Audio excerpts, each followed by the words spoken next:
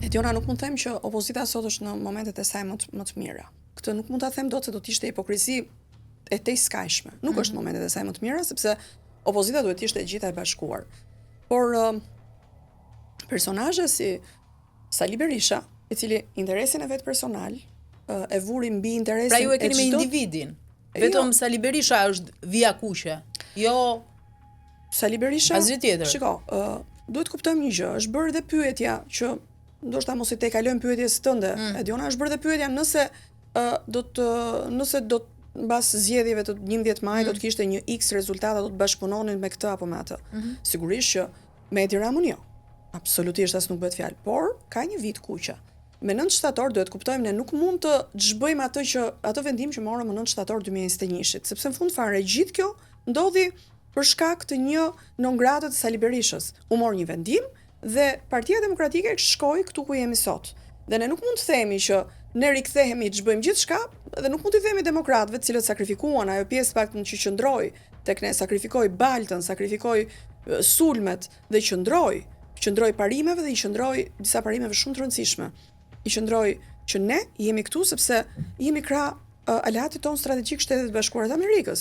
Jemi krah Bashkimit Evropian, po jemi edhe në mbështetje të SPAK-ut, që në fund fare këtë po kërkojmë, fundin e pandëshkueshmërisë. Dhe i vetmi institucion që na e garanton këtë është pikërisht SPAK-u. Ne po shikojmë një drejtësi që për kaq vite Ediona ka qenë aq e varur sa drejtësinë e caktonte politika, e drejtonte politika dhe e menaxhonte politika. Ne nuk e duam më këtë drejtësi, Ediona. Nuk e duam më këtë drejtësi sepse me anë të kësaj drejtësie ai që ka një pronë nuk e merr dot, sepse duhet njohë një gjyqtar, një prokuror, një politikan, sepse ato gjyqtarin, prokurorin e ka vendosur politikani, e ka diplomuar politikani ndoshta shumë vite më parë, e mban aty dhe e menaxhon sipas nevojave të veta. Pikërisht këtë drejtësi ne nuk e duam dhe prandaj ne themi që jemi pro SPAK-ut, dhe jo vetëm ne. Ka një investim të jashtëzakonshëm të Bashkimit Evropian, ka një investim të jashtëzakonshëm të Shteteve të Bashkuara të Amerikës për SPAK-un. Ne nuk mund të jemi kundër këtyre dhe të themi ne nuk kemi nevojë për këtë, ne do vazhdojmë siç ishim. Ne nuk mund shkojmë regres.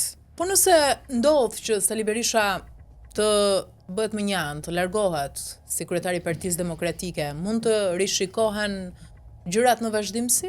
Ediona, janë të gjithë demokratë dhe pa diskutim, nëse të gjithë këto vijat kuqe që unë përmenda bien, pa diskutim që demokratët duhet bashkohen. 2 vijat kuqe janë, Rama dhe Berisha.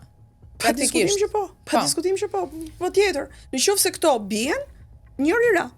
Tani nëse këto të dy bien, atëherë pa diskutim që e djathta bashkohet dhe e majta pa diskutim që ka nevojë të rinovohet, se ka brenda saj njerëz me precedent, ka brenda saj njerëz që kanë marrë votat nëpërmjet bashkëpunimit me trafikantët, për shembull siç ishte rasti i Jurgis Çyrbes. Pra janë disa çështje të cilat duhet të ç'bëhen dhe kjo është e gjithë betejë dhe nuk është betejë e thjeshtë, Diona. Dhe nuk presim ne që dikush nuk presim lavdrime, pa diskutim që do të ketë sulme, pa diskutim që do të ketë goditje, siç ka patur sot e 4 vjet, dhe siç do të ketë deri në fund të këtij procesi elektoral, të fushatës elektorale. Kjo as nuk diskutohet. Fakti që kemi 34-35 vite në tranzicion nuk është e rastësishme, Diona. Ky tranzicion është i gjithi i stisur që këto figura që përmendëm më lart të jenë komod, të ndërtojnë secila kështjellat e tyre dhe të jetojnë brenda këtyre kështjellave të fortifikuara nga njerëz të cilët i mbrojnë, i mbështesin, po nëse këto kështjella nuk bien, ky vend nuk bëhet, Ediona. Dhe kjo është ti bëre mirë që e përmendë si vit kuqe Edi Ramën, sepse ka shumë që flasin këto kohë që pas 11 majit Basha mund bashkëqeverisë me Ramën. Po Rama së pari duhet bëhet gati për të hetuar për çështjen me Gonegal. Dhe kështu që Rama nuk mundet të jetë fare në listë për të bashkëpunuar në asnjë lloj varianti. Rama duhet bëhet gati për të hetuar për çështjen me Gonegal, ka të bashkëpunosh dhe të komplementosh një agent e FBI-t në Shtetet e Bashkuara të Amerikës, i bie të cënosh sigurinë dhe besimin e Shtetet e Bashkuara të Amerikës. Me Gonegal e mori përgjigjen e tij dhe pa diskutim ardha e presidentit Trump na bën dhe më të qartë dhe më të sigurt që kjo çështje do shkojë deri në fund. Kështu që fakti që Rama ka të gjithë, nuk e thot kot Basha atë 77-313, ajo është një nga shprehjet e tij që kanë ngjitur më shumë, Diona, sepse të kesh të gjithë kolegët, bashkëpunëtorët në burg, pjesë më të rëndësishme, domethënë ministra të rëndësishëm, ish zëvendës kryeministra, dhe ti vetë je kaq i qetë dhe të kesh emrin në një çështje kaq delikate që është hetuar në Shtetet e Bashkuara të Amerikës, siç ishte rasti me Gonigal, dhe ti jesh aq i qetë, nuk është aq i qetë Rama. Dhe nuk bëhet fjalë për bashkëpunim me Edi Ramën, sepse Edi Rama ndaj Edi Ramës do të nis hetim pikërisht për çështjen me Gonigal, pastaj pa diskutim si bashkëpunëtor i inceneratorëve, bashkëpunëtor i çështjeve të tjera për cilat është brenda Erion Veliaj, është Narrati, Arben Ametaj, është Jurgis Çyrbja, është Beqa, Ilir Beqa. Të gjithë këta nuk kanë firmosur vetë dhe nuk kanë bërë asgjë me kokën e tyre. Gjithë këta ti punon në një podcast tëndin pa diskutim që ke lirin tënde si eksperte, po ky podcast ka një shef, ka një editor shef, ka një pronar. Dhe ti nuk mund të bësh gjithçka pa e ditur ai pronar që është i këtij portali. Kështu që Edi Rama duhet domethënë kushdo që e mendon në mënyrë jo të sinqertë dhe e hedh si shashk për të trazuar situatën. Po kjo nuk është zgjidhje. Shashka duhet marrin fund. Bashkëpunimi me Edi Ramën nuk mund të ketë sepse Edi Rama është vetë për të hetuar. Jo, ndoshta janë shumë, domethënë, skeptik mund ta kenë menduar këtë gjën, sidomos edhe pas strategjisë së fundit të aplikuar nga Basha dhe Rama me hidhepritet e tyre në retorika të përditshme virtualisht. Dhe ka nga ata që mendojnë që Rama po ja bën këtë nder Lulzim Bashës për ta kthyer sërish si protagonist në sken, etj. Ky nuk është nder. Pra si një marrëveshje mes tyre, po themi. Tani, ti kujtosh dikujt çdo ditë pikën e vet dobët, nuk është i bësh si nisi kjo, nisi natyrshëm kjo.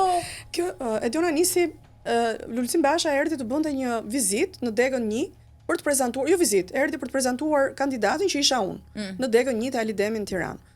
Dhe Edi Rama para dite kishte pyetur ku është Lulzim Basha. Dhe në atë moment erdhi, pasi bëri takim dhe po priti kthej një përgjigje tha Edi Rama se na ka thënë ku është Lulzim Basha. Lulzim Basha gjithë ditën në terren, kishte qenë në Shkodër, takime etj me radhë dhe nisi si e tillë. Domethënë nisi krejt rastësisht. Pastaj nuk është qok dhe nuk është i bësh mirë askujt në momentin që i thua i përmend çdo ditë pikën më dobët. Bashkëpunëtorët në burg. Domethënë ti përmendesh bashkëpunëtorët në burg, është si ti thuash i edhe ti pjesë e këtij e gjithë kësaj gjë, si edhe ti në radh për të shkuar atje te shokët. Kështu që nuk është aq e thjeshtë dhe Edi Rama Bashën e shikon, domethënë unë shikoj Berishën, të cilën e ka si diçka më të thjeshtë, sepse e di që bashkëpunëtorët e Berishës janë disa prej tyre dhe bashkëpunëtorët e njerëzve të vetë dhe të vetët. Kështu që i ka lidhjet me Berishën.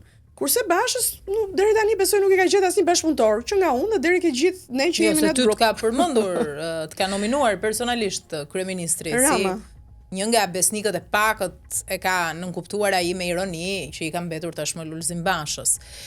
Tek ai takim kam përshtypjen që ka nisur kjo gjëja. Kjo nuk është një çështje për të fshehur. Jo, absolutisht. Tani vim tek fushata, megjithëse në fushat jemi. Në terren, ju si e keni përqendruar, po themi, planin tuaj të punës? Ediona, kjo është një fushat shumë jo e çuditshme, se unë këto e kam provuar edhe në 2021, se në 2021 isha e 15-ta në listë. Dhe normalisht, pavarësisht faktit që nuk duhet bënin vota personale, duhet bënin vota për partinë, sigurisht që kishte edhe takime der më der, që kishte edhe një betejë për vota personale. Pavarësisht se si ishte një pjesë e mirë e jona, jo unë shumë, por një pjesë e mirë e jona, ata të cilët tjetër bëjnë dhe tjetër thonë, luftuan për vota personale dhe ishte edhe atëherë një betejë. Po këtë herë është një fushat sepse ne jemi të gjithë në listat hapura, ne kemi djegur listën e mbyllur dhe jemi të gjithë për vota personale. Pra do dalë ai i cili merr më shumë vota. Dita nis unë zyrën time elektorale kam hapur te njësia 1, që është Ali Demi, rruga Ali Demi, dhe takimet janë shtrirë nga Rogozhina, Kavaja, Kamza, Vora, Paskuqani dhe të gjitha lagjet e Tiranës. Domethënë kjo është të bësh takime, të prezantosh programin, të bësh takime me grupe të ndryshme, me pensionistë, me të rinj, me student, me shtresën e mesme që janë kolegët e mi, pedagogë, të cilët pa diskutim kanë pak kënaqësitë e veta dhe duan shprehin hapur që në këtë vend nuk rrihet dhe janë pikërisht ajo shtresa e mesme që themi ne pjesa gri që duhet ta motivojmë nëpërmjet duke ofruar një program të mirë që faktikisht është duke nxitur meritokracinë, duke nxitur për atë programin pikat tona të programit, të cilat janë mirëqenia e familjes dhe mbështetja për çiftet e reja, 20.000 euro çdo bebe, qeshën atëherë thanë ç'është kjo, bebe e tretë, 20.000 euro. Këtë standard kanë vendet e zhvilluara në Europë. Këtë standard ofrojnë dhe ky është një program që është mbështetur nga CDU-ja gjermane dhe është mbështetur fort, sepse është një program që ka një qasje dhe është më afër vendeve të zhvilluara të Bashkimit Evropian. Saj në nisjen zyrtare të fushatës, një deputet të CDU-s. Po, është zoti Falenski, i cili dha mbështetjen e tij për vetë zotin Basha dhe për koalicionin Euroatlantik, edhe për programin tonë. Ne kemi qenë në Bundestag, ku kemi takuar dhe zotin Krichbaum. Kemi qenë në Bundestag ku kemi bërë takime dhe pa diskutim kemi patur mbështetje ndaj nesh dhe ndaj programit që ne kemi prezantuar në 1 qershorin e kaluar të 2024-s. Kur prezantoni programin tuaj në terren me elektoratin, këta të fundit, çfarë problematikash kryesore ju rrëfejnë, ndajnë me ju ankohen? Diona, për shembull, kemi patur raste të takojmë biznesin e vogël. Biznesi i vogël i cili gjatë një dite mund të hyjnë dalin disa tatimor, taksa. Duke ofruar një taks 9%, taksa e shesht 9%, është një mundësi më shumë për biznesin e vogël. Duke ofruar një taks zero për ata të cilët kanë 14 milion lekë të reja në vit të ardhura, të biznesit vogël, është një mbështetje më shumë për biznesin e vogël.